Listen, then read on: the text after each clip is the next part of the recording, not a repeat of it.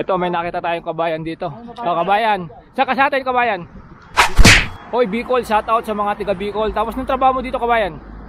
Butcher. Yon. Ilang taon na tayo dito ngayon, kabayan? 3. Tatlo, grabe. Tagal na rin na, kabayan. Veterano na. Doon naman kami, kabayan. Babalik ko na. Mga kabayan natin, no? Bumalik ako ng Ang ganda ng bike niya. Madami kayo dyan. Madami doon sa apartment. Nadagdagan na uli kayo? Wala pa.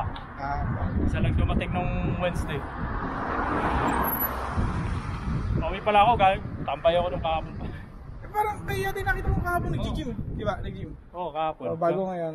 Tambay ako kanina kahapon, pauwi ko lang.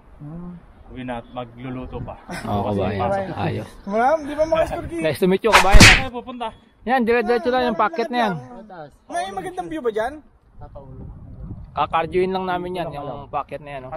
Kung gusto nyo, papunta dun sa amin, pagdating doon sa may sa may bike lane. Okay, kaliwa.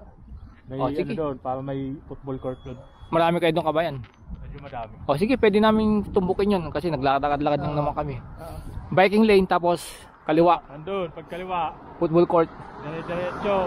Pagdating doon, may parang doon, may parang village. Oo, Kanan na kayo. kanan. Malapit lang. Marami rin tabahayan doon. Ayos pala. O sige, kabayan ha. Okay, okay, kabayan, God bless. Ingat, kabayan ha. Enjoy. Mga kabayan natin, no? Nakita natin. Ilan lang kaming mga magkakabayan dito eh.